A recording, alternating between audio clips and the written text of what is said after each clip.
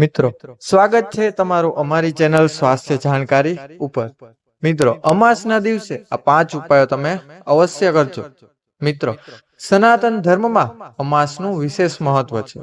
શ્રાવણ મહિનાની અમાસ 2 સપ્ટેમ્બર 2024 અને સોમવારના દિવસે છે અને આ દિવસે શ્રાવણ મહિનાનો છેલ્લો સોમવાર છે। અમાસના દિવસે ગંગા સ્નાન, દાન, પિતરોને પ્રસાદ ચડાવવો વગેરે ખૂબ જ શુભ માનવામાં આવે છે। મિત્રો આમ કરવાથી પિતરોની તમને કૃપા પ્રાપ્ત થાય છે અને તેમના આશીર્વાદ તમારી સાથે રહે છે। જ્યોતિષ શાસ્ત્રમાં શ્રાવણ અમાસનું મહત્વ સમજાવતા કેટલાક ખાસ ઉપાયો જણાવવામાં આવ્યા છે। આ ઉપાયો કરવાથી જીવનમાં સુખ, શાંતિ અને સમૃદ્ધિની પ્રાપ્તિ થાય છે। તો ચાલો જાણીએ મિત્રો અમાસના દિવસે તમારે કયા ઉપાયો કરવા જોઈએ અને કયા ઉપાયો તમારે ના કરવા જોઈએ। મિત્રો આ ઉપાયો વિશે આપણે જાણીએ તે પહેલા આ વિડીયોને તમે એકવાર લાઈક અવશ્ય કરી દેજો, ચેનલને પણ જરૂરથી સબસ્ક્રાઇબ કરજો અને કોમેન્ટ બોક્સમાં જય માં લક્ષ્મી જરૂરથી લખજો। મિત્રો આ માહિતીને સંપૂર્ણ નિહાળવા માટે વિડીયોના અંત સુધી તમે અવશ્ય બન્યા રહેજો, જેથી અમાસના આ ઉપાયો અને બધી ટોટલ માહિતી તમને છેલ્લે સુધી મળી જાય। કારણ કે મિત્રો અધૂરું જ્ઞાન ઝેર બરાબર ગણવામાં આવે છે, તેથી વિડીયોને અંત સુધી નિહાળતા રહેજો। નંબર 1 છે અમાસના દિવસે આ ઉપાય જરૂર કરજો। અમાસના દિવસે પીપળાના વૃક્ષની પૂજા કરવી ખૂબ જ શુભ માનવામાં આવે છે।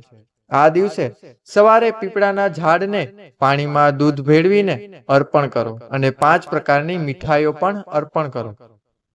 આ પછી સરસ્વના તેલનો દીવો પ્રગટાવો અને તમારા પૂર્વજો અને ભગવાન વિષ્ણુની પ્રાર્થના કરો। આ પછી હાથ જોડીને પીપળાના ઝાડની 7 વાર પ્રદક્ષિણા અવશ્ય કરો।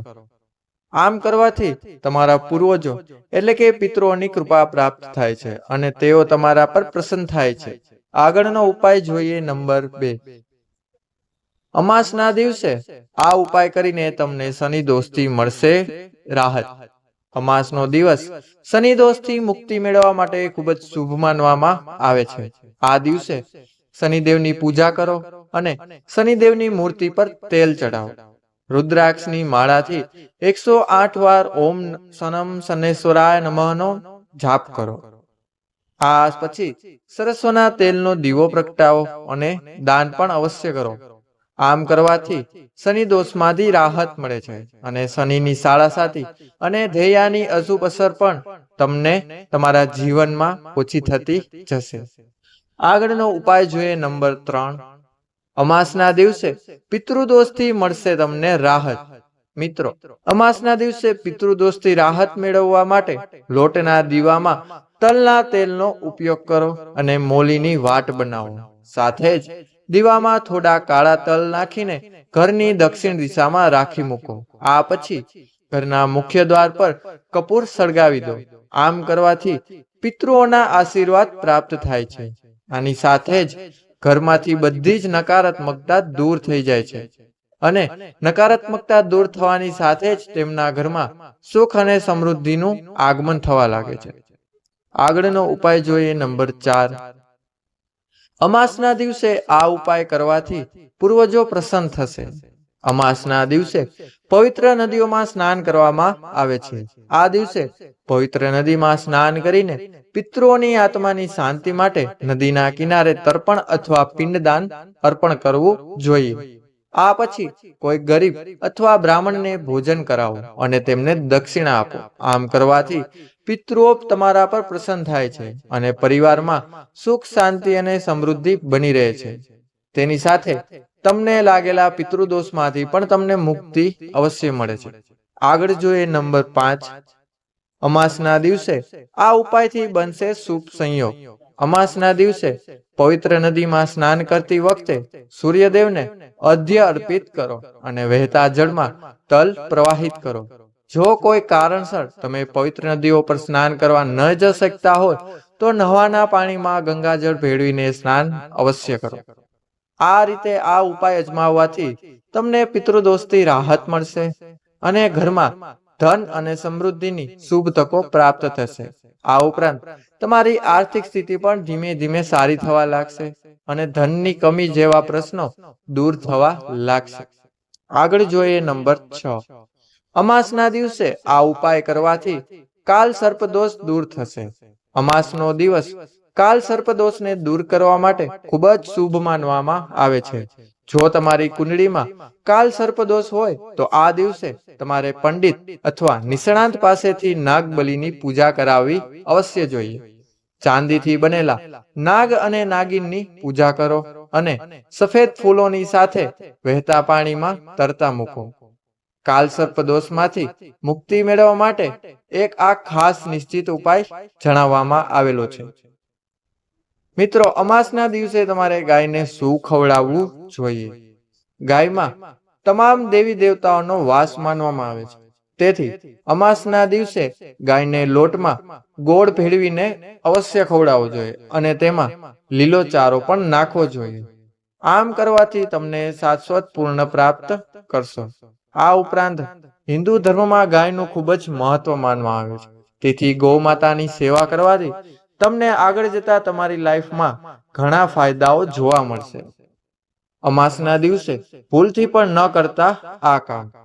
મિત્રો, જ્યોતિષ શાસ્ત્ર અનુસાર અમાસના દિવસે કોઈ પણ વ્યક્તિએ ભૂલથી પણ વાળ અને નખ ન કાપવા જોઈએ. આમ કરવાથી તમારા પૂર્વજો નારાજ થઈ શકે છે અને તમારે પિતૃદોષનો સામનો કરવો પડી શકે છે. આ સિવાય અમાસના દિવસે વાળ ધોવા પણ વર્જિત માનવામાં આવે છે. અમાસના દિવસે કોઈ પણ વ્યક્તિએ ગુસ્સો, હિંસા, અનૈતિક કાર્ય કે માંસ અને દારૂનું સેવન તો જરા પણ ન કરવું જોઈએ. તો મિત્રો, જાણીએ કે અમાસના દિવસે તમારે કઈ કઈ વસ્તુ છે જે ન ખાવી જોઈએ. મિત્રો, તમારે અમાસના દિવસે ઘઉંના દાણા અને લોટ જેવી ખાદ્ય ચીજો ખાવાનું ટાળવું જોઈએ. ખાસ કરીને અમાસ દરમિયાન તમારે ઘઉં ખરીદવાનું પણ ટાળવું જોઈએ. કહેવાય છે કે જો તમે આ દિવસે ખરીદેલ ઘઉં તમે ખાઓ છો તો તે સીધું તમારા પૂર્વજો પાસે જાય છે, જે વાસ્તુશાસ્ત્ર અનુસાર અશુભ માનવામાં આવે છે. તેથી જરા પણ ભૂલતા નહીં કે તમારે અમાસના દિવસે ઘઉં ખાદ્યની ખોરાક નથી ખાવાની. તો મિત્રો, અમાસની પૂજા તમારે ઘરે કેવી રીતે કરવાની છે? અમાસના દિવસે સવારે પવિત્ર નદીમાં સ્નાન કરો. જો શક્ય ન હોય તો ઘરે સ્નાન કરી લો. આ પછી વેદીની સ્થાપના કરો અને લાલ કપડા પર શુભ લક્ષ્મીનો ફોટો મૂકો. એક થાળી મૂકો અને તેના પર 9 સિક્કા મૂકો, જેને હળદર, ચંદન, સિંદૂર અને ફૂલોથી શણગારવામાં આવે છે. ફૂલ, પ્રસાદ, ધૂપ અને પીળા ચોખા અર્પણ કરીને આ બધી વસ્તુ સામગ્રી તૈયાર કર્યા પછી ત્યારબાદ માં લક્ષ્મીની પૂજા કરો. મિત્રો, અમાસના દિવસે આ ટોટકા તો તમે અવશ્ય અજમાવજો. અમાસના દિવસે પૂજા કર્યા પછી લોટની ગોળી બનાવીને તળાવમાં જઈને માછલીઓને અવશ્ય ખવડાવો. આમ કરવાથી તમને પુણ્યની પ્રાપ્તિ થશે અને તમારી બધી ચિંતાઓ સમાપ્ત થઈ જશે. અમાસના દિવસે કાળી કીડીઓને સાકર મિશ્રિત લોટ ખવડાવવાથી તમારી બધી મનોકામનાઓ પૂર્ણ થાય છે અને તમારા બધા પાપોનો પણ નાશ થાય છે.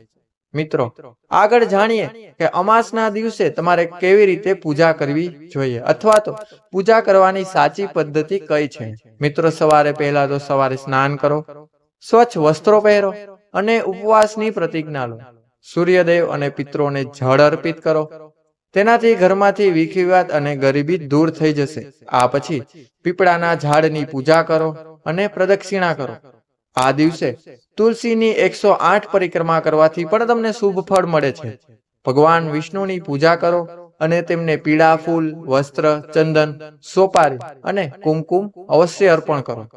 ઘીનો દીવો અને ધૂપ પણ પ્રગટાવીને તેમની સર્વ પદ્ધતિથી પૂજા કરો. મિત્રો, તો આ વિડીયો અહીં સુધી જ હતો. મિત્રો, આ વિડીયોની માહિતી તમને કેટલી મદદરૂપ થઈ તે અમને કોમેન્ટ બોક્સમાં કોમેન્ટ કરીને અવશ્ય જણાવજો. આ ઉપરાંત આ વિડીયો જો તમને પસંદ આવ્યો હોય તો કૃપા કરીને આ વિડીયોને લાઈક કરજો. તમારી એક લાઈક અમને નવા વિડીયો બનાવવા માટે અવશ્ય પ્રોત્સાહિત કરશે. તથા ચેનલને પણ સબસ્ક્રાઇબ કરજો અને બાજુમાં આપેલ બેલ આઇકનને પ્રેસ કરીને ઓલ ઉપર સિલેક્ટ કરી લેજો, જેથી તમને વિડીયોનું નોટિફિકેશન સૌથી પહેલા મળે. અને મિત્રો, એકવાર સાચા મનથી કોમેન્ટ બોક્સમાં જય શ્રી કૃષ્ણ જરૂરથી લખજો. તો મિત્રો હવે મળીશું નવા વિડીયો સાથે. ત્યાં સુધી બધાને જય શ્રી કૃષ્ણ. હર હર મહાદેવ. બધાનો આભાર. ખૂબ ખૂબ ધન્યવાદ.